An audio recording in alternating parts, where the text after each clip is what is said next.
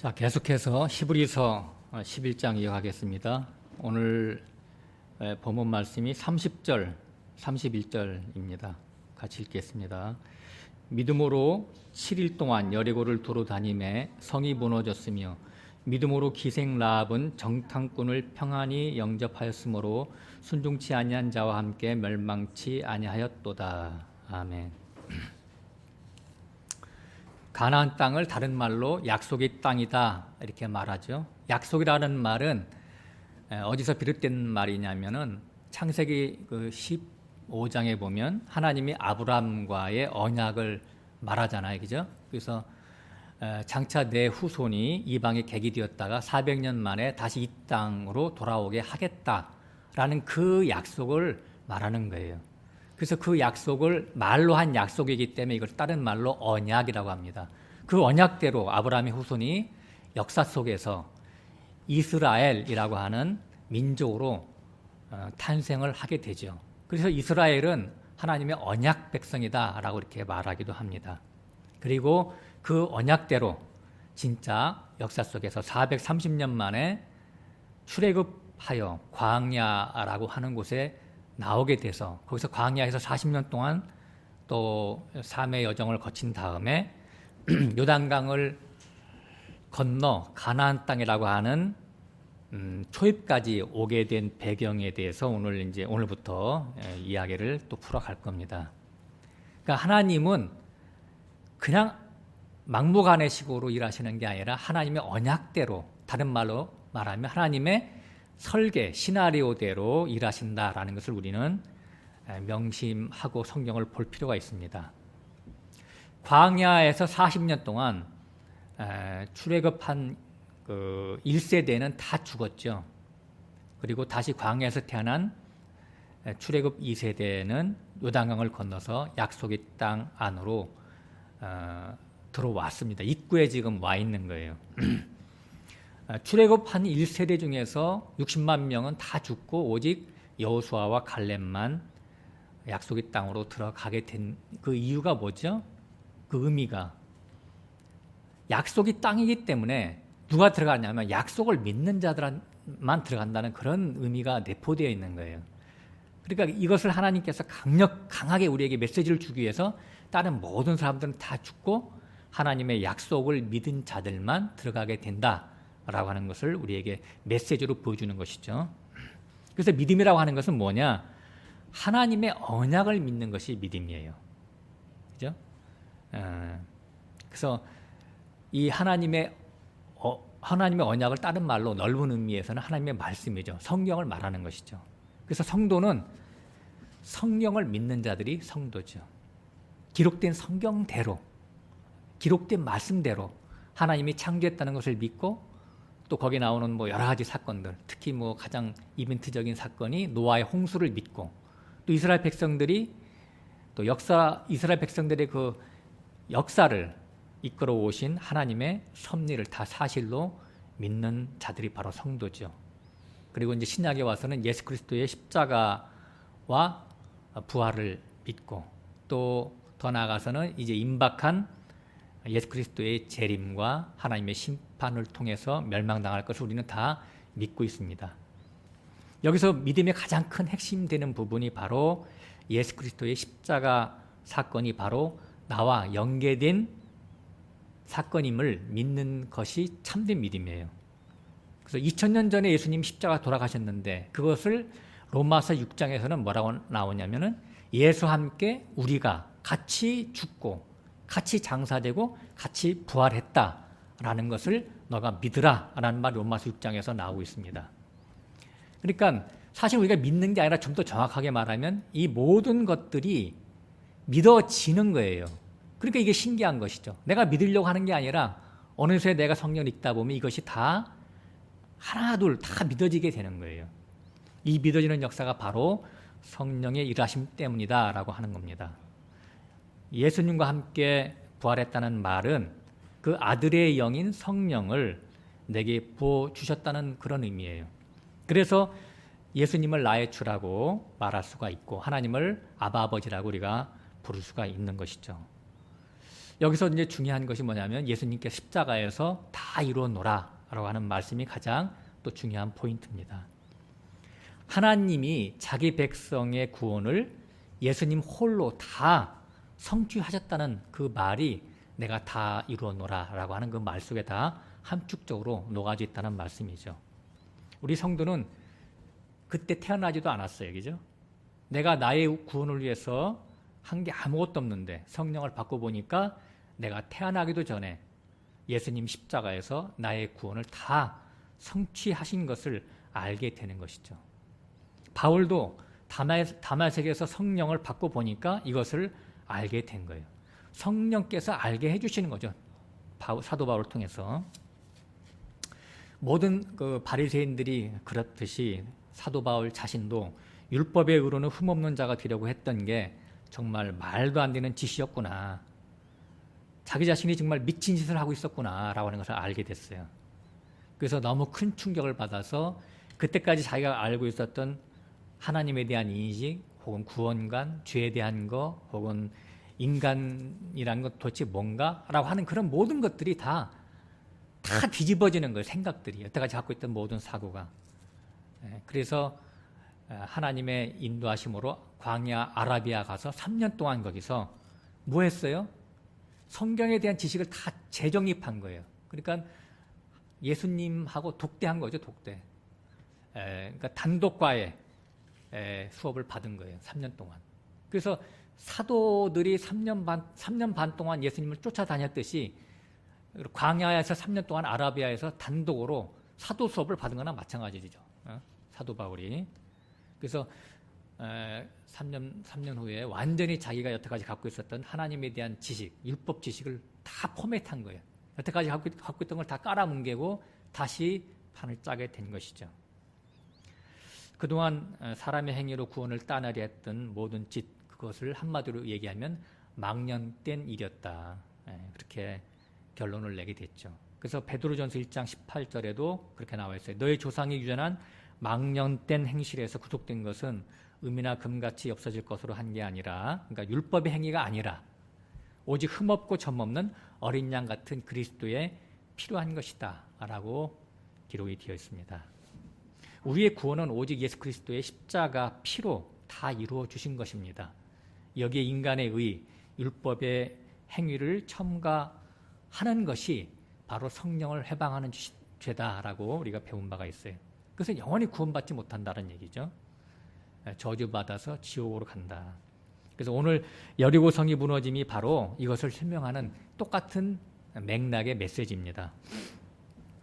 결론부터 말씀드리면 사람의 구원은 예수 그리스도의 십자가 피로 다 이루어 놓으신 것이기 때문에 이것이 믿어지는 자가 바로 성도라고 하는 거예요.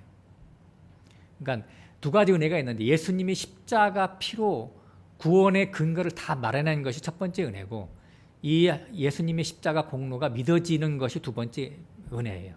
그래서 은혜 위에 은혜로라, 그런 말씀이 성경에 써 있습니다. 그래서 광야에서 불뱀에 물려 죽어가던 자들이 노뱀을 쳐다봄으로써 살게 됐듯이 이제 십자가에 달리신 예수 그리스도만 바라보면 죄와 사망 가운데 살던 자가 생명 가운데로 옮겨져서 영생을 얻게 되는 이 구원의 이치에 대해서 성경은 계속해서 말씀하고 있습니다. 자, 우리 지난주까지 얘기했던 모세가 광야에서 이제 광야 끝에서 죽습니다. 누브산에 올라가서 가나안 땅을 바라만 보고, 가나안 땅의 끝까지 바라만 보고 죽습니다. 그리고 그 바톤을 이제 여호수아에게 넘겨주죠. 여호수아가 누구냐면 예수예요, 예수. 그러니까 예수라는 말은 헬라식 발음이고 여호수아라고 하는 말은 히브리어 발음이죠. 자기 백성을 저희 죄에서 구원할 자, 이게 바로 여호수아죠. 또 예수고. 그리고 이제 이 여호수아의 인도로 법궤를 앞세워서 요단강을 건너게 되고, 또 맨 처음에 나타나는 여리고성을 법궤를 앞세워서 7바퀴 돈 다음에 여리고성이 무너지게 되는 대역사가 일어나게 되죠. 그러니까 법궤가 무엇이길래 그런 능력이 나타나는 것이죠? 법궤라는 의미를 알고 계시나요? 법궤가 그냥 어떤 상자 궤 속에 하나님의 말씀이 들어있다, 그래서 법궤다, 그런 의미가 아니고 더 큰 의미가 있습니다. 출애굽기 24장부터 출애굽기 34장에 무려 11장에 걸쳐서 이제 거기에 법궤 시내산에서 모세가 하나님께로부터 율법을 받는 장면이 나오죠.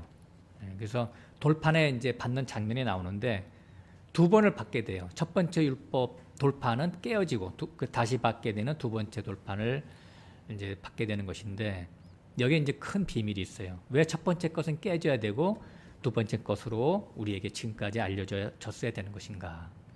첫 번째 돌판은 이스라엘의 범죄로 인해서 깨트려지게 되죠.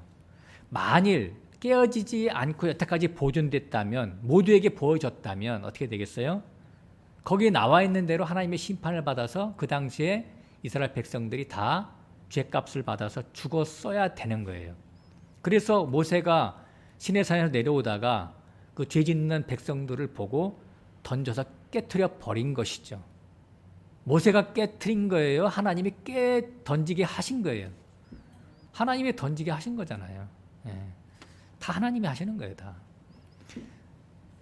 그리고 나서 이제 모세가 자신의 생명을 담보로 이 백성을 용서해 달라고 해서 하나님의 그 진노의 심판이 멈추게 되는 것이죠.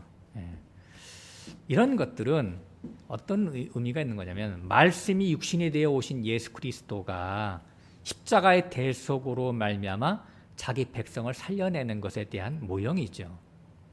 그래서 하나님의 심판을 예수님 자신이 그 한 몸으로 다 그 저주를 다 받아내는 것을 얘기하는 거예요. 자기 자신의 죽음으로 인하여 많은 열매를 맺게 하기 위해서 그렇게 하신 것이죠. 그래서 다시 모세가 시내산으로 올라가서 두 번째 돌판을 받아가지고 오는 그 두 번째 돌판은 바로 예수 그리스도의 십자가 피로 말미암아 세우신 새 언약을 의미하는 겁니다. 새 언약, 두 번째 돌판은 그래서 새 언약이다라고 하는 것을 우리가 기억하고 있어야 됩니다. 그 출애굽기에 보면 첫 번째 돌판을 받으러 시내산을 올라가 40일 동안 있잖아요. 그때 왜 40일 동안 걸렸냐면은 성막에 대한 세세한 지시를 받아갖고 내려오기 때문에 시간이 많이 걸린 거예요. 성막은 제사가 목적이죠, 그죠? 제사는 인간의 죄를, 사람의 죄를 흠없는 짐승으로 대신해서 용서를 구하는 행위가 바로 제사잖아요. 줄여서 성막이라고 하는 것은 하나님의 용서를 받는 곳이에요, 거기가 성막이. 그래서 하나님이 그 첫 번째 율법을 주시면서 성막을 같이 주시려고 했던 의도는 너희들이 율법을 주면 반드시 죄를 범할 거야. 그럼 너희들은 살아남을 수가 없으니까 성막도 내가 옵션으로 다시 같이 주는 거야 라고 하는 의미가 들어있는 거예요. 그래서 흠없는 짐승의 피로 인해서 너희들이 죄가 발각됐을 때 내가 용서해 줄게 라고 하는 것이 모둠으로 같이 이렇게 섞어주는 거예요. 첫 번째 율법과 성막은 그래서 같이 내려와야 되는 것이죠. 그래서 다시 받은 두 번째 율법은 제가 칠판에 써놨지만 두 번째 율법은 첫 번째 율법 더하기 성막이 추가된 것이 두 번째 율법인 거예요. 그래서 이것을 모세 율법이다라고 얘기하기도 하는데 첫 번째 율법은 심판하는 거잖아요. 잘못하면은 하나님의 말씀대로 심판하는. 그래서 하나님의 공의예요. 그게 하나님의 공의. 두 번째 율법, 그 성막은 뭐예요? 하나님의 용서를 말하는 것이죠. 하나님의 공의만 있으면 살아남을 자가 있어요, 없어요? 의는 없나니 하나도 없도다. 사람의 의는 다 더러운 옷과 같다. 그러니까 살아남을 자가 없으니까 하나님의 공의가 있으면서 동시에 하나님의 용서가 항상 같이 따라다녀야지 사람은 살아남을 수가 있는 거예요. 그래서 이것을 이제 하나님의 용서가 다른 말로는 속죄소잖아요, 속죄소. 그래서 이것을 하나님의 사랑으로 제가 표현해서 성경에 써놨습니다. 바로 예수 그리스도죠, 그죠? 근데 유대인들은 하나님의 율법, 첫 번째 받은 율법만 알고 성막 속에 숨겨져 있는 제사의 의미를 몰랐어요. 그러니까 하나님이 너희들의 모든 죄를 용서한다고 하는 그 용서를 모르고 그냥 제사를 형식적으로 그냥 드린 거예요. 그러다 보니까 다 방황이 됐단 말이죠. 그래서 예수님 당시에서도 가늠하다 현장에서 잡혀온 여인을 데리고 와서 돌로 치자고 하는 그러한 으름장을 놓는 장면들이 이제 성경에 써 있죠. 그래서 율법 더하기 성막, 그것은 율법 도하기 속죄소다란 말이죠. 그것은 법계에 따른 말로. 그러니까 법계 안에 율법이 들어있고 법계 맨 뚜껑이 바로 속죄소잖아요. 그래서 속죄소는 바로 사랑을 의미하는 거기 때문에, 용서를 의미하는 거기 때문에 이것은 하나님의 사랑이다. 이것이 바로 새 언약이고 예수 그리스도 자신이다. 법계는 그래서 언약계라고도 얘기하고 이것이 예수 그리스도를 상징하는 거예요. 하나님의 사랑이 예수 그리스도 안에 녹아져 있기 때문에. 그죠? 그러므로 요단강을 건널 때 법계를 메고 건너고, 또 여리고성을 7번 돌 때도 법계인 언약계를 맨 앞에 선두로 이렇게 여리고성을 무너뜨린 것은 예수 그리스도가 다 하신 것을 말씀하고 있는 겁니다. 홍해를 건널 때도 두렵고 떠는 그 이스라엘 백성들을 보고 모세가 뭐라고 그랬어요? 너희는 가만히 서서 너희를 향한 하나님의 여호와의 구원을 보라, 이렇게 말했잖아요. 그죠? 그리고 지팡이를 앞으로 내밀어서 홍해가 갈라지게 했잖아요. 그죠?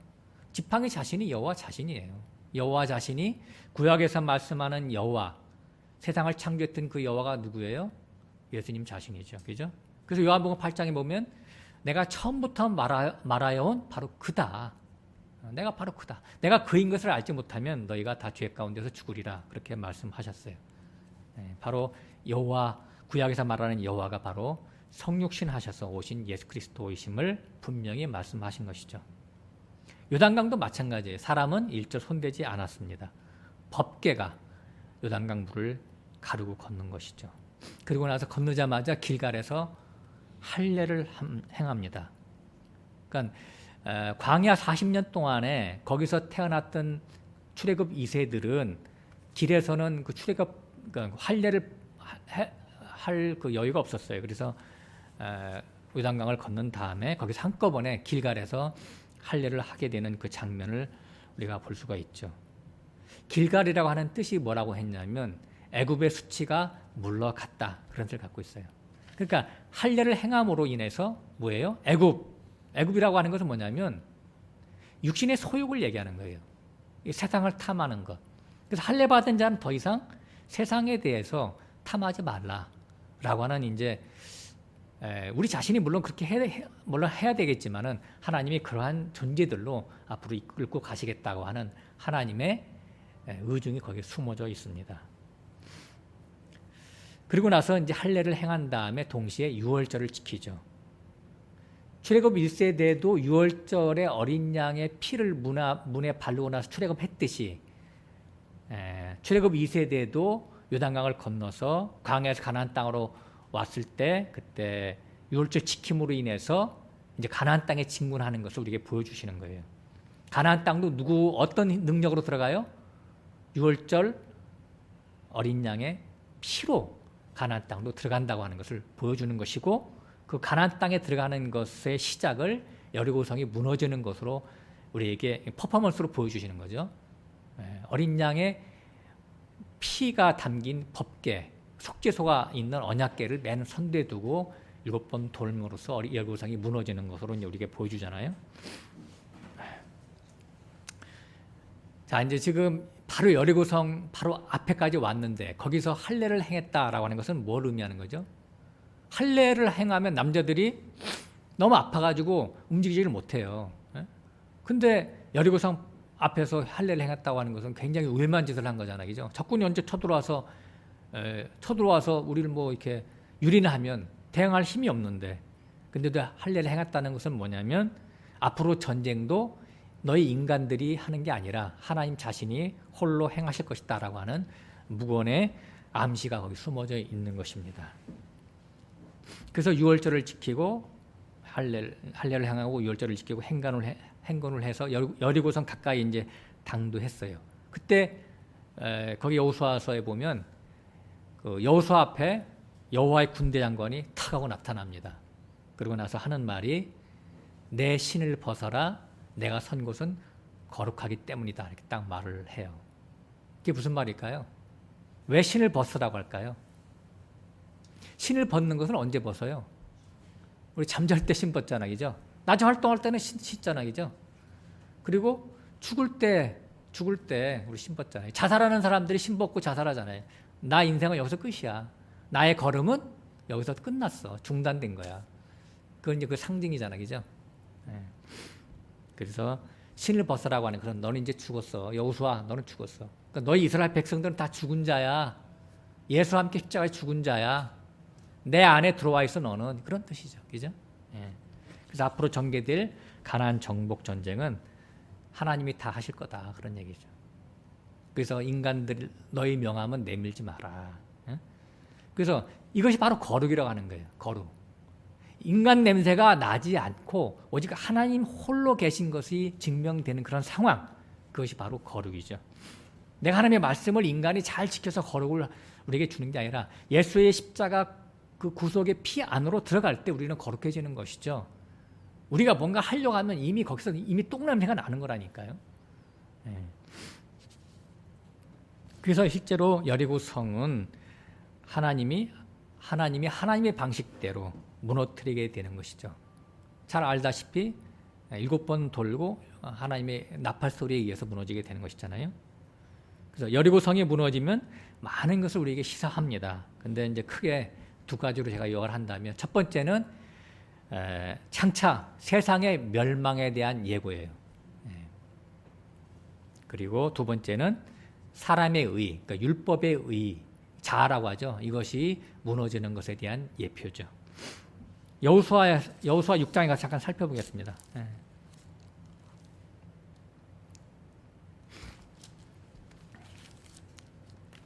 제가 이 말을 일주일 동안 안 하다가 그냥 갑자기 하게 되면 처음에는 입이 잘 굳어가지고. 자, 여호수아서 6장 1절부터 쭉 한번 읽어보겠습니다. 스토리니까. 이스라엘 자손들로 인하여 여리고는 굳게 닫혔고 출입하는 자 없더라. 여호와께서 여호수아에게 이르시되 보라, 내가 여리고와 그 왕과 용사들을 내 손에 붙였으니 너희 모든 군사는 성을 둘러 성 주위를 매일 한 번씩 돌되 엿새 동안을 그리하라.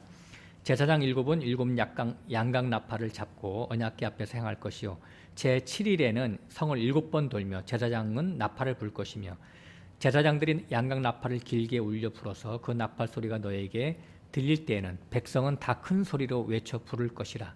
그리하면 그 성벽이 무너져 내리리니 백성은 각기 앞으로 올라갈지니라 하시매 눈의 아들 여호수아가 제사장들을 불러서 그들에게 이르되 너희는 언약궤를 메고 7 제사장은 7 양각 나팔을 잡고 여호와의 궤 앞에서 행하라 하고 또 백성에게 이르되 나아가서 성을 돌며 무장한 자들이 여호와 궤 앞에 행할지니라. 아멘. 지금 6절 7절에 보면 맨 앞에 이제 그러니까 하나님의 언약궤가 가장 중심이에요. 언약궤 앞에 7 제사장이 7 양각 나팔을 잡고 가래요. 그리고 이 제사장들 앞에는 무장한 군인들이 이제 서라고 해요. 이렇게 행군 대열이 이제 이렇게 정해져 있잖아요. 근데 여기서 지금 뭐냐면 양각 나팔이라고 하는 것은 양의 뿔을 얘기하는 것이죠.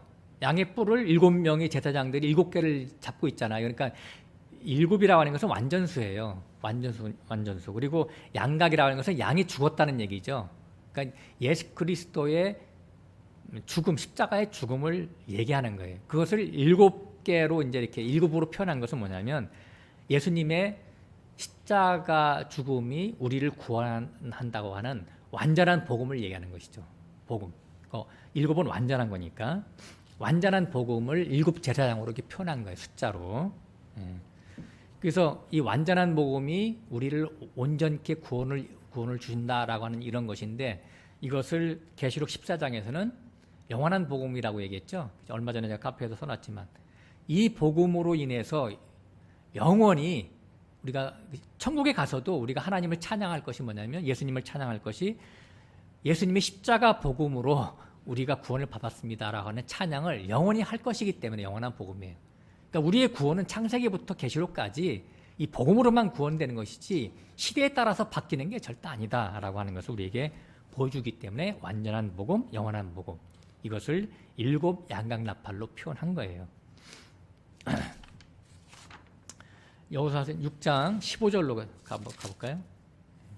15절 제7일 새벽에 그들이 일어나서 여전한 방식으로 성을 7번 도니 성을 7번 돌기는 그날 뿐이었더라. 7번째 제사장들이 나팔을 불 때에 여호수아가 백성에게 이르되 외치라 여호와께서 너에게 이 성을 주셨느니라. 이 성과 그 가운데 모든 물건은 여호와께 바치되 기생 라합과 무릇 그 집에 동거하는 자는 살리라. 이는 그가 우리의 보낸 사자를 숨겼음이니라. 20절 가서 보겠습니다. 20절. 이에 백성은 외치고 제사장들은 나팔을 불매 백성이 나팔 소리를 듣는 동시에 크게 소리질러 외치니 성벽이 무너져 내린지라. 백성이 각기 앞으로 나아가 성에 들어가서 그 성을 취하고 성중에 있는 것은 다 멸하되 남녀노와 우양 나귀를 칼날로 멸하니라. 25절로 가보겠습니다.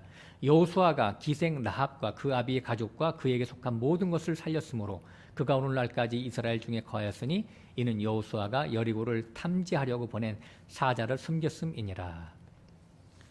지금 여리고성이 이제 망하는 장면을 우리가 읽었어요. 그러니까 세상 창조가 하나님의 말씀으로 되었듯이 나중에 이제 이 세상의 멸망도 하나님의 말씀으로 이렇게 되는 것을 우리에게 보여주시는 것이죠. 좀 아까도 말씀드렸지만 일곱 나팔 하나님의 완전한 말씀으로 이제 되는 거예요. 여기서 일곱 나팔이라는 뜻도 또 여러 가지도 있는데 하나님의 때가 차면 멸망하는 거죠. 매일 한 바퀴씩 돌다가 일곱째 날에 7번 돌고, 그러니까 하나님의 때가 차면은 다시 말해서 하나님이 정하신 구원 얻을 자가 있단 말이죠. 구원 얻을 자의 수가 채워지면 세상은 더 이상 존재 이유가 없죠, 그죠? 그때는 이제 멸망할 겁니다. 여기 보면 25절에 보면 오늘날까지 그가 오늘날까지 이스라엘 중에 거했으니까 라합이 오늘날까지 있대요. 라합이. 그게 뭐냐면 라합은 구원 얻는 자의 대표잖아요. 멸망할 세상 가운데서 그 여리고성에 얼마나 많은 사람들이 살았겠어요. 큰 성인데 난공불락인데. 근데 그 많은 사람이 죽는데 라합과 라합의 가족만 구원받는 거거든요. 그 구원받는 자의 대표죠. 그것이 오늘날까지 있다라고 하는 것은 뭐냐면 오늘날도 우리가 라합의 이름으로 우리가 이 시대에도 구원받는 자로 남아있는 것이죠. 그죠? 예. 그래서 이 마태복음 24장에서도 그 30절 이하에 보면 큰 나팔 소리와 함께 주님이 구름을 타고 능력과 영광으로 재림하신다. 그때 땅의 모든 족속이 통곡할 것이다 라고 기록이 되어 있습니다. 그러니까 예수님의 그 재림 심판은 성경 곳곳에 이게 기록이 되어 있는 것이죠.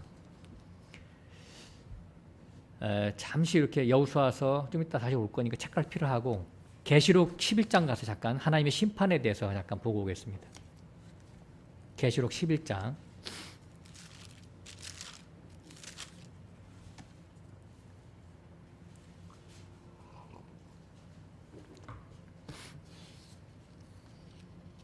15절부터 18절까지 한번 읽어볼까요? 일곱째 천사가 나팔을 불매 하늘에 큰 음성들이 나서 가로되 세상 나라가 주와 그 그리스도의 나라가 되어 그가 세세토록 왕노릇 하시리로다. 다시 한번 읽어볼게요. 세상 나라가 우리 주와 그 그리스도의 나라가 되어 세세토록 왕노릇 하시리로다 하니 하나님 앞에 자기 보좌에 앉은 24장로들이 엎드려 얼굴을 대고 하나님께 경배하로되 감사옵나니 옛적에도 계셨고 시방도 계신 주 하나님 곧 전능하신 이여 친히 큰 권능을 잡으시고 왕노릇 하시리로다. 이방들이 분노하며 주의 진노가 임하여 죽은 자를 심판하시며 종 선지자들과 성도들과 또 물은 대손하고 주의 이름을 경외하는 자들에게 상 주시며 또 땅을 망하게 하는 자들을 멸망시킬 때로소이다 하더라. 예. 이게 마지막 멸망에 대해서 이렇게 계시록 11장에 표현됐어요. 다니엘 2장에서도 바벨론 왕 느부갓네살 왕이 꿈을 꿨을 때 금신상 꿈을 꿨잖아, 그죠? 그 금신상 꿈을 다니엘이 이제 그 해석을 했을 때 그 시대부터 비롯해서 세상 멸망까지 예언한 거잖아요. 바벨론, 메데파사, 헬라, 로마, 그리고 열국 시대를 거쳐서 하늘에서 뜬 흰 돌이 그 금신상을 쳐서 무너뜨리니까 흰 돌로 가득하게 된 것에 대한 얘기죠. 그 마지막 시대에는 그리스도의 나라가 온 세상을 새하늘과 새 땅으로 덮을 것이다 라고 하는 것을 이제 표현하고 있는 거예요. 계시록 10장 7절 한번 읽고 다시 이제 여호수아로 가보겠습니다. 10장 7절. 자, 일곱째 천사가 소리내는 날 그 나팔을 불게 될 때 하나님의 비밀이 그 종 선지자들에게 전하신 복음과 같이 이루리라. 망하게 되고 구원 얻을 자는 구원 얻는다 그런 얘기죠. 그러니까 여기서 일곱째 천사는 아까 그 여호수아에서의 일곱 제사장과 같습니다. 복음이라고 하는 것은 이 세상은 망하고 그리스도의 나라가 세워진다는 말이 복음이죠. 사람들은 세상이 망한다고 하면 비웃죠. 웬 헛소리를 하냐고. 어떻게 세상이 나팔소리에 망하는가라고 조소를 합니다. 여리고성 사람들은 나팔소리에 무너지리라고는 추워도 생각 못했죠. 그래서 방배하지도 않고 가만히 있다가 그냥 졸지에 망해서 다 죽어버린 것이잖아요. 나팔소리는 바로 하나님의 말씀입니다. 베드로도 세상의 종말에 대해서 말하면서 우스갯소리로 그 당시의 사람들이 매 시대에 우스갯소리로 대응한다고 그렇게 기록을 했죠. 베드로후서 3장 4절에 보면 그들이 가로되 주의 강림하신다는 약속이 어디 있느뇨? 만물이 처음 창조할 때와 같이 그냥 있도다라고 조롱한답니다. 그러나 하늘과 땅은 동일한 말씀으로, 그러니까 동일한 말씀으로 창조됐듯이 동일한 말씀으로 불사르기 위해서 간수한 바 되어 경건치 아니한 자들의 심판과 멸망의 날까지 보존되어 있는 것이다 라고 기록되어 있습니다. 그러나 그들은 그걸 믿지 않죠. 믿음이 없으면 창조도 믿지 못하고 진화되었다고 우기고 있죠. 그죠? 나는 지금 그 진화론을 믿는 지식인들을 보면 난 가장 답답한 것 같아. 옛날에는 과학이 발달되지 않았을 때는 혹시 진화가 이렇게 믿길 수도 있어요. 그 당시 잘 모르니까. 지금은 과학이 발달하다 보니까 어떻게 사람의 몸이라든가 이 모든 것이 세세토록 다 알잖아요. 시스템을. 우주 만물이 돌아가는 것도. 엄청나게 정교하고 그죠? 틀림없잖아. 그죠? 누군가가 지혜자가 설계하지 않으면 도저히 있을 수가 없는 일들이에요. 우리 몸도 마찬가지고. 제가 핏줄 하나만 설명을 하면 핏줄은 동맥과 정맥으로 되어 있잖아요. 그죠? 동맥은 심장에서 막 뿜어내니까 막 내려가는 거고 정맥은 저 밑에 발바닥부터 거꾸로 올라와야 되잖아요. 그러니까 올라오는 것이 잘 안 되니까 뭐예요? 반달막인가? 그게 있대요. 정맥에는. 역류하지 말라고. 동맥에는, 정맥에는. 사람의 핏줄이. 너무 신기하잖아요. 그죠? 역류하지 말라고 그 핏줄의 힘의 흐름이 약하니까 역류하지 말라고 반달막을 가운데 이렇게 세워넣어서 사람을 만들어 놓은 사람뿐만 아니라 모든 짐승도 마찬가지죠. 그것이 설계자가 설계하지 않으면 그게 진화될 수 있겠어요? 근데 이런 것들을 보고도 하나님을 믿으려고 하지도 않아. 그러니까 그게 참 어리석은 것이죠. 그러니까 믿음은 모든 자의 것이 아닌 것을 우리가 알 수가 있습니다. 그러니까 믿음이 있으면 창조도 믿고 하나님의 심판도 믿지만 믿음이 없으면 창조도 믿지 않고 나중에 심판도 믿지 않는 것이죠.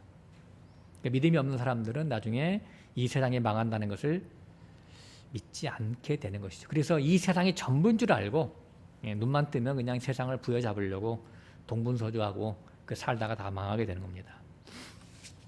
그러나 세상이 망한다는 것을 믿는 자들은 삶의 자세가 틀리죠. 이 세상에 미련을 두고 있지 않습니다. 이런 사람들을 성경에서는 나그네와 외국인들, 행인과 나그네다라고 말하고 있죠. 그 대표가 오늘 나오는 라합과 같은 존재입니다. 어떤 사람의 신앙을 알려면 그 사람의 삶의 자세를 보면 알 수가 있어요. 마태복음 22장에 나와 있듯이 왕의 아들이 혼인잔치에 응하는지 아니면 시집가고 장가가고 사고 팔고 하는 일에 응하는지 알 수가 있습니다. 왕이 심판주라고 하는 것을 알면 열일 제쳐두고 왕의 아들의 혼인잔치에 참석할 것이겠죠. 그러나 왕을 우습게 여기면 왕의 말을 농담으로 여기고 자기 일에 열중하는 길로 나아가게 되겠죠. 예수님이 심판주라고 하는 것을 알면 주 앞에 나올 것이고 이것을 모르면 시집가고 장가가는 그런 세상 일에 빠져서 분유하게 살게 되겠죠. 내 보물이 있는 곳에 내 마음이 있도다. 그런 말이 있습니다. 그러니까 자신의 보물을 예수님으로 삼느냐 아니면 세상으로 삼느냐 여기에서 판가름을 나게 되는 것입니다. 오늘 주일날 교회 안 오고 놀러 다니는 것은 모두 왕의 혼인잔치를 우습게 여기기 때문에 그런 거예요. 그렇죠? 꽃놀이 가고 그렇죠? 개모임에 가고 운동을 가죠. 주를 사랑하지 않는 자는 저주를 받을지어다. 이게 이제 사도 바울이 고린도전서 16장에 나와 있지만 신앙생활은 예수님을 어떻게 여기냐에 따라서 이렇게 갈라지게 되는 것이죠. 사랑의 문제인 것 같아요. 우리가 옛날에 사랑을 해보면 사랑하는 사람을 이렇게 만나고 싶잖아요. 그죠? 만나면 또 어떻게 돼요? 헤어지기 쉽지 않잖아요. 헤어지기 싫어하잖아요. 예.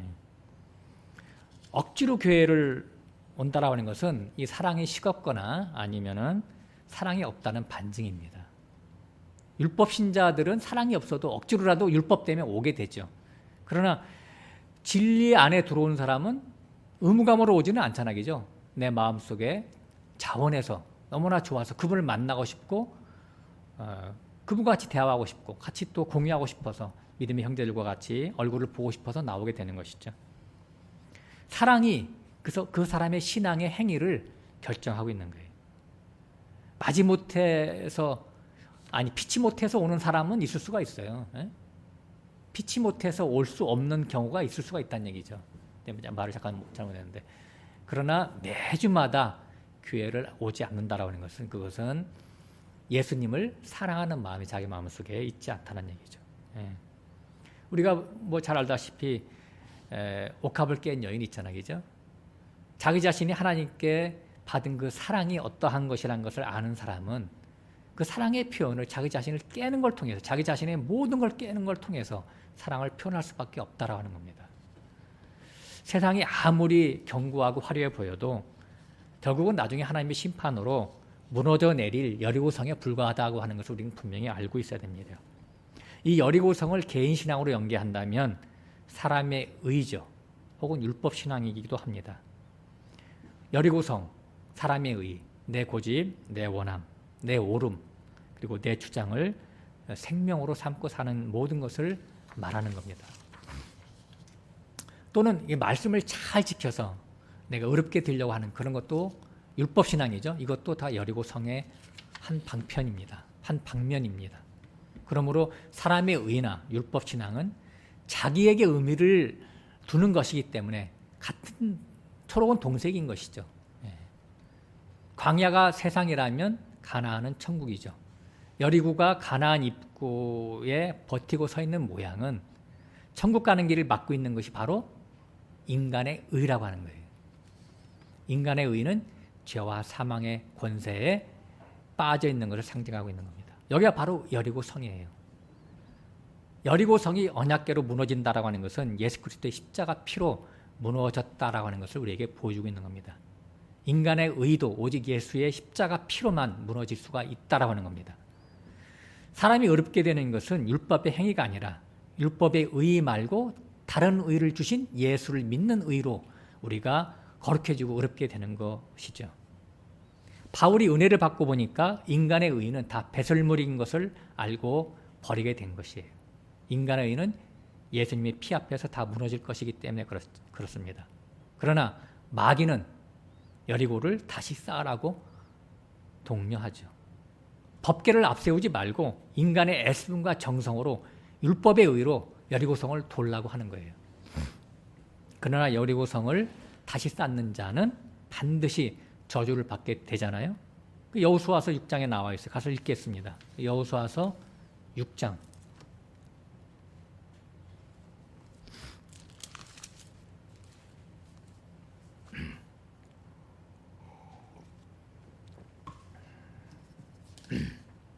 26절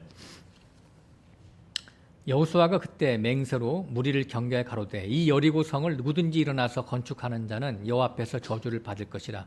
그 기초를 쌓을 때 장자를 이룰 것이요 문을 세울 때 계자를 이루리라 하였더라.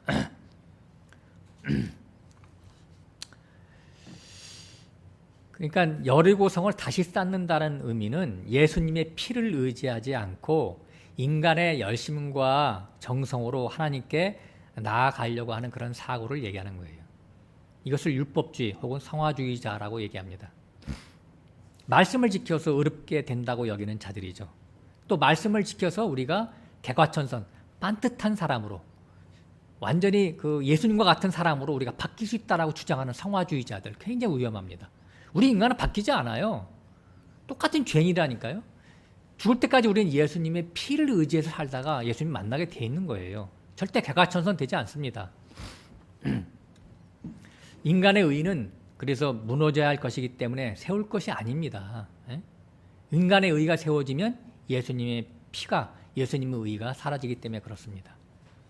그러니까 이렇게 인간의 의, 율법의 의를 주장하는 것은 예수님의 피를 가볍게 여기거나 예수님의 피의 효력을 굉장히 반감시키는 행위예요. 그래서 이것이 하나님이 가장 싫어하는, 하나님이 참지 못하고 심판하시는 그런 요소가 될 수가 있는 것입니다. 그래서 다른 모든 죄는 다 사함받을 수 있지만은 오직 예수님의 피를 부정하게 여기는 이 죄는 사함받지 못한다. 우리가 공부한 바 있죠.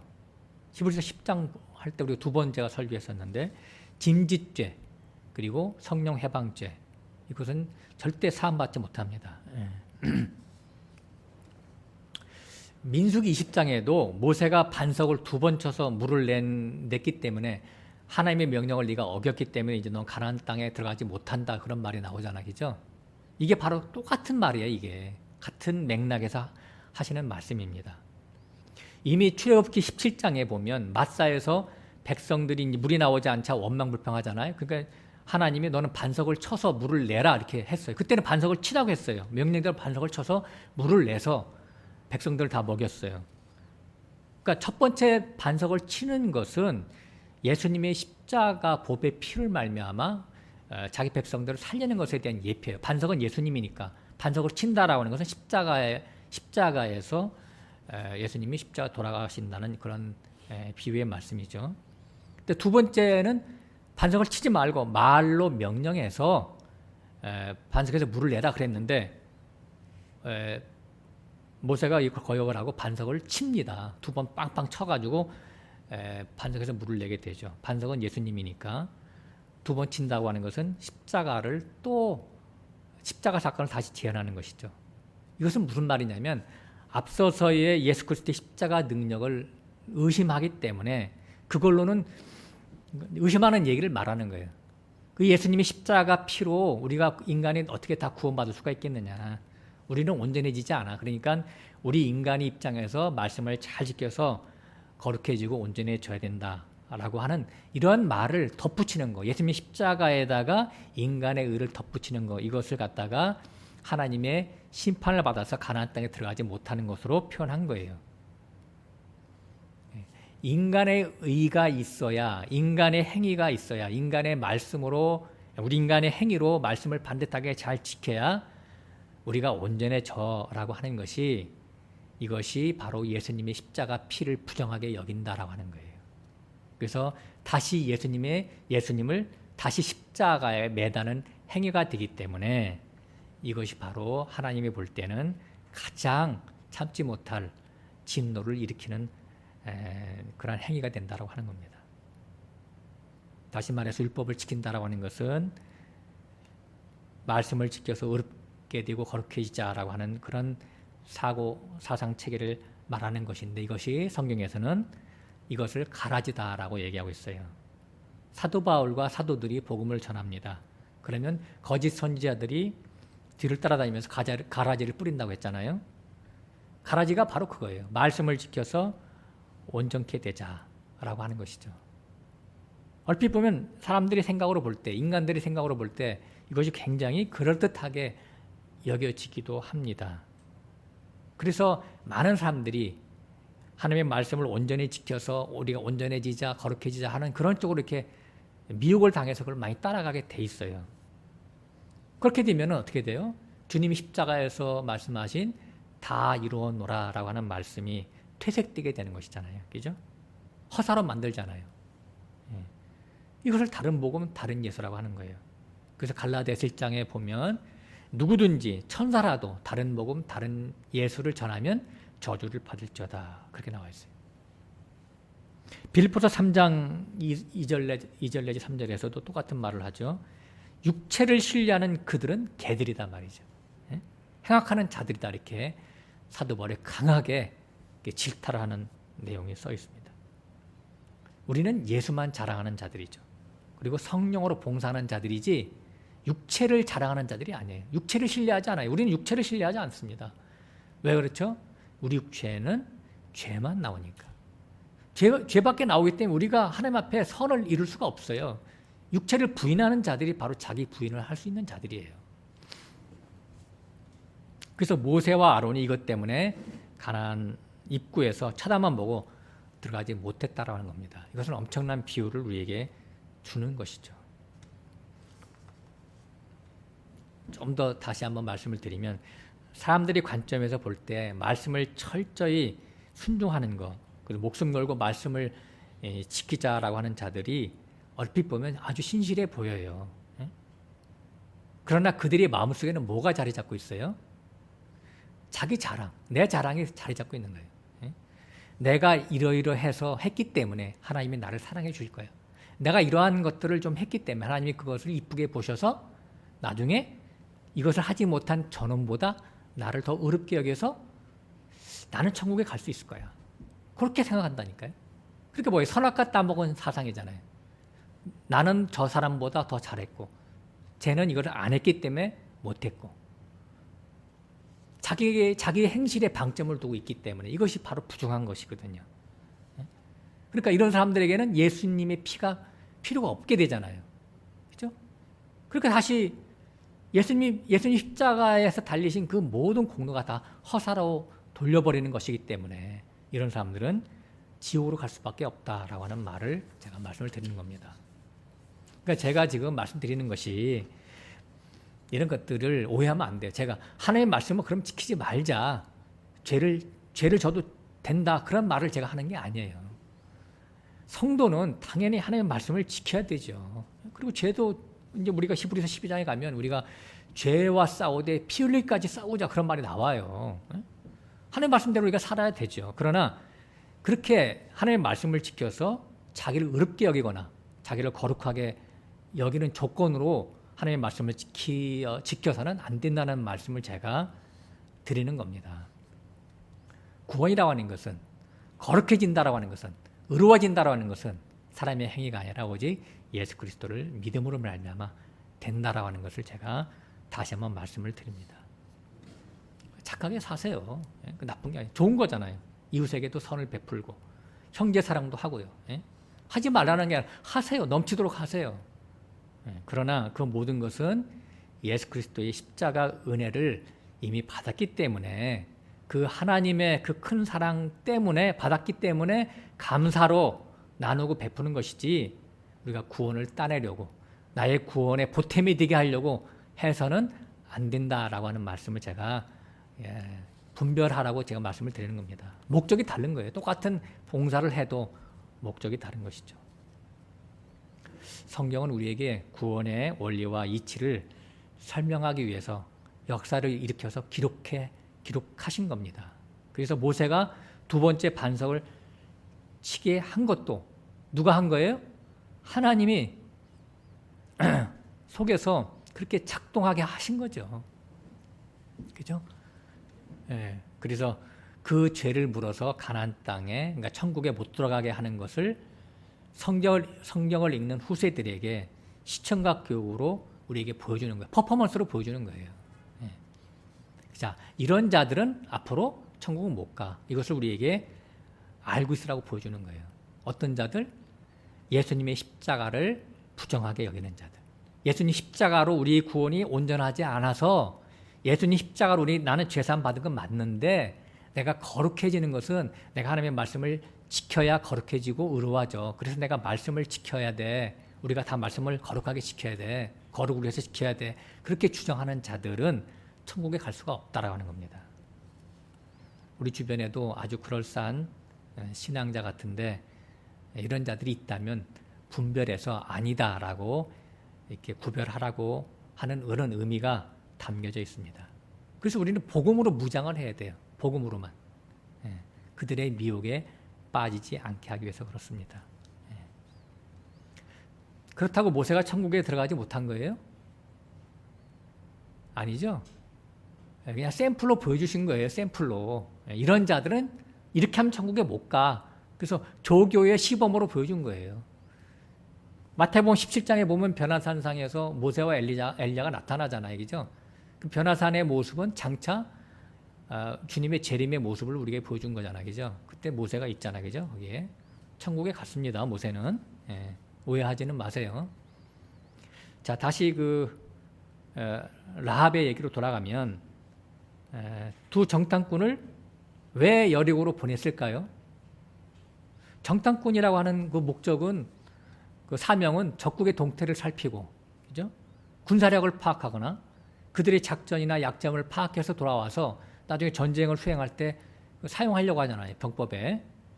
근데 전투할 것도 아닌데 7번 도는 것으로 여리고성은 무너질 것을 멸망시킬 것인데 왜 무엇 때문에 정탐꾼을 보낼까요?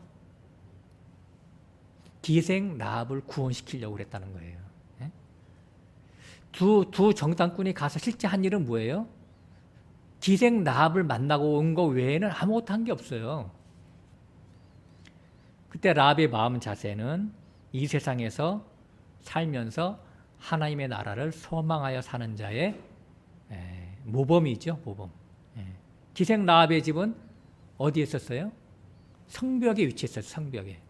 그러니까 기생은 술 파는 자거든요.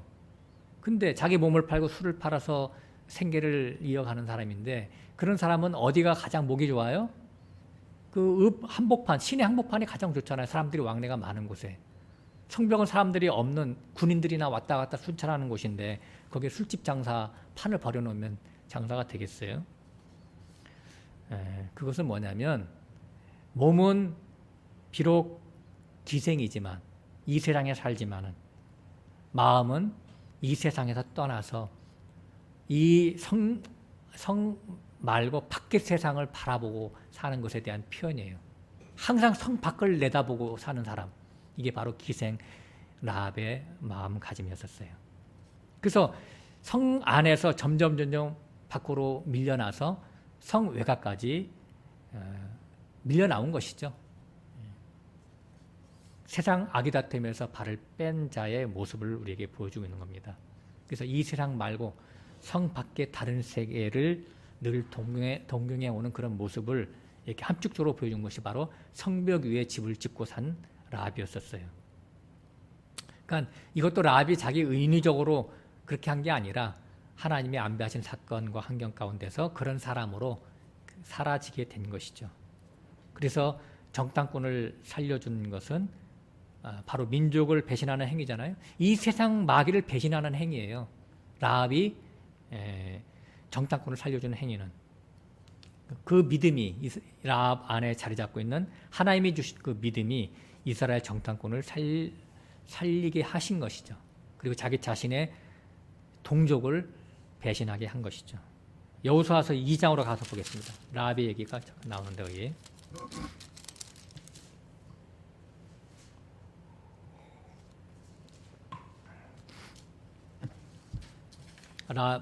여호수아서 2장 1절부터 쭉 한번 읽어보겠습니다. 눈의 아들 여호수아가 시딤에서 두 사람을 정탐으로 가만히 보내어 그들에게 이르되 가서 그 땅과 열고를 엿보라 하며 그들이 가서 라합이라고 하는 기생의 집에 들어가서 거기서 유숙하더니 혹이 여리고 왕에게 구하여 가로되 보소서 이 밤에 이스라엘 자손 몇 사람이 땅을 탐지하러 이리로 들어왔나이다. 여리고 왕이 라합에게 기별하여 가로되 내게로 와서 내 집에 들어간 사람들을 이끌어내라. 그들은 이 온 땅을 탐지하러 왔느니라. 그 여인이 그 두 사람을 이미 숨긴지라. 가로되 과연 그 사람들이 내게 왔었으나 그들이 어디로인지 나는 알지 못하였고 그 사람들이 어두워 성문을 닫을 때쯤 되어 나갔으니 어디로 갔는지 알지 못하되 급히 따라가라. 그리하면 그들에게 미치리라 하였으나 실상은 그가 이미 그들을 이끌고 지붕에 올라가서 그 지붕에 버려놓은 3대에 숨겼더라. 그 사람들은 요단길로 나루터까지 따라갔고 그 따르는 자들이 나아가자 곧 성문을 닫았더라. 두 사람이 눕기 전에 라합이 지붕에 올라가서 그들에게 이르되 말하되 여호와께서 이 땅을 너에게 주신 줄을 내가 아노라. 우리가 너희를 심히 두려워하고 이 온 땅이 다 너희 앞에 간담이 녹나니. 자, 지금 9절부터 11절까지는요 라합의 신앙 고백이에요. 다시 한번 9절부터 읽어볼게요. 말하되, 이제 라합이 이제 그 정탐꾼들하고 얘기하는 거예요. 말하되 여호와께서 이 땅을 너에게 주신 줄을 내가 아노라. 우리가 너희를 심히 두려워하고 이 땅 백성이 다 너희 앞에 간담에 녹나니. 이는 너희가 애굽에서 나올 때 여호와께서 너희 앞에서 홍해물을 마르게 하신 일과 너희가 요단 저편에 있는 아모리 사람의 두 왕 시온과 옥에게 행한 일 곧 그들을 전멸시킨 일을 우리가 들었음이라. 우리가 듣자 곧 마음이 녹았고 너희의 연고로 사람이 정신을 잃었나니 너희 하나님 여호와는 상천하지의 하나님이시니라. 네. 라합의 신앙 고백이죠. 하나님께서 이스라엘을 어떻게 인도하셨는지 소상히 다 알고 있었어요. 그러니까 평상시에 하나님께 대한 관심이 있었다는 증거잖아요. 라합에게는. 그러니까 여기 보면 그 11절에 보면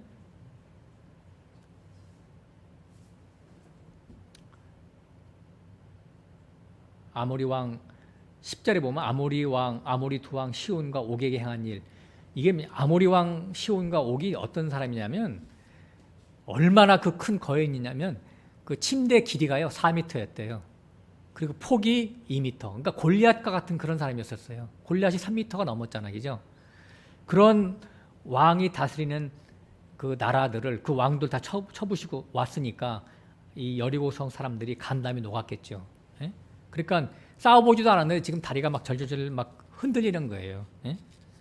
근데 그래도 그 두 정탐꾼을 신고한 그 저기 여리고 왕에게 신고한 사람이 있는데 여리고를 그 신고한 사람들은 이 세상을 위하는 사람이죠. 여리고를 위한 사람이고. 근데 라합은 하나님의 나라를 위한 사람이잖아요. 그래서 언제든지 여리고를 떠날 마음이 있기 때문에 두 정탐꾼을 지금 숨겨둔 거잖아요. 그래서 이 정탐꾼 라합은 바로 하나님이 구원하기로 작정된 영원전에 작정한 사람이죠. 요한복음 6장 44절에 와도 그런 말이 써 있어요. 하나님께서 아버지께서 내게로 이끌지 아니하면 아무도 내게 올 자가 없느니라. 마지막 날에 내가 이를 살리리라. 그런 말이 써 있어요. 그러니까 하나님께서 예수님을 믿게 해주시는 것은 다 우리가 이 시대에 예수님을 믿는 것도 다 하나님이 우리를 영원전에 창세전에 택해 줬기 때문에 우리가 하나님을 믿는 것이지 예수님을 믿는 것이지 우리의 의로 예수님을 믿는 게 아닙니다. 여리고를 세상이라고 한다면 두 정탐꾼은 바로 예수님과 같은 입장이죠. 두 정탐꾼을 영접했다고 하는 것은 곧 예수님을 영접한 것과 같습니다. 이것을 히브리서 11장 아까 처음에 읽을 때는 믿음이라고 해요. 믿음이 그렇게 라합으로 하여금 그런 행위를 행하게 했다는 얘기죠. 그러니까 라합은 창세전에 예수님 안에서 그리스도 안에서 구원받기로 작정된 자인 것을 우리가 알 수가 있습니다. 그래서 믿음을 주셔서 예수님을 영접케 한 것이죠.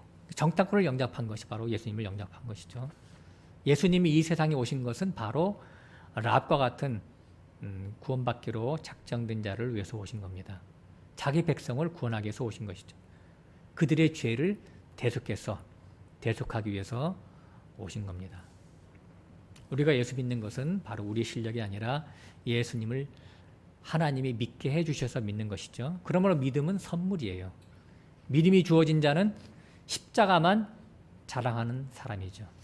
왜냐하면 예수님의 피가 그 죄사함을 주는 능력이기 때문에 바로 예수님의 피가 바로 죽음으로부터 이기게 하는 능력이기 때문에 우리가 예수님을 믿게 되는 겁니다. 그래서 여리고성이 무너질 때 붉은 줄을 매달면 살게 된다고 정탐꾼이 약속을 합니다. 그 여호수아서 2장 17절부터 좀 읽어보겠습니다. 두 사람이 그에게 이르되 내가 우리로 서약해 한 이 맹세에 대하여 우리가 허물이 없게 하리니 우리가 이 땅에 들어올 때 우리를 달아 내려온 창에 이 붉은 줄을 매고 내 부모와 내 형제와 내 아비의 가족을 다 내 집에 모으라. 누구든지 내 집 문을 나서 거리로 가면 그 피가 그의 머리로 돌아갈 것이요 우리는 허물이 없으리라. 그러나 누구든지 너와 함께 집에 있는 자에게 누가 손을 대면 그 피는 우리의 머리로 돌아오려니와 내가 우리의 이 일을 누설하면 내가 우리로 서약해 한 이 맹세에 대하여 우리에게 허물이 없으리라. 라합이 가로되 너의 말대로 할 것이라. 내가 그들을 보내어 가게 하고 붉은 줄을 창문에 매니라. 붉은 줄을 창문에 맸대. 창문에 붉은 줄을 매단 것은 6월절 어린 양의 피를 바라는 것과 똑같은 거예요. 그죠? 거듭난 성도의 특징은 예수의 피를 증거하는 자죠. 창문은 우리의 마음을 얘기하는, 우리의 마음에 예수의 피를 바르고 항상 자나깨나 예수의 피만 얘기하는 자들이죠.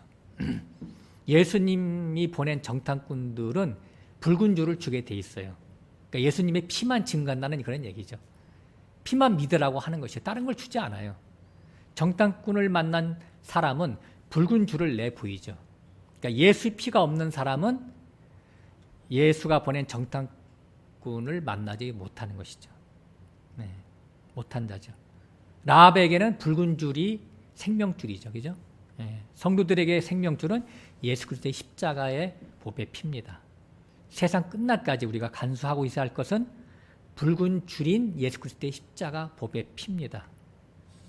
사도 바울처럼 우리도 오직 십자가에 달리신 예수만 자랑하고 예수의 십자가 외에 다른 것에 대해서는 알지 않기로 작정하고 사는 저와 여러분들이 되시기를 소망하겠습니다. 기도하겠습니다. 라합이 임박한 여리고성의 멸망을 알고 정탐꾼들을 영접했듯이 우리도 세상의 멸망을 믿고 곧 오실 주님의 재림을 바라보며 사는 자들 될 수 있도록 이끌어 주시기를 예수님의 이름으로 기도합니다. 아멘.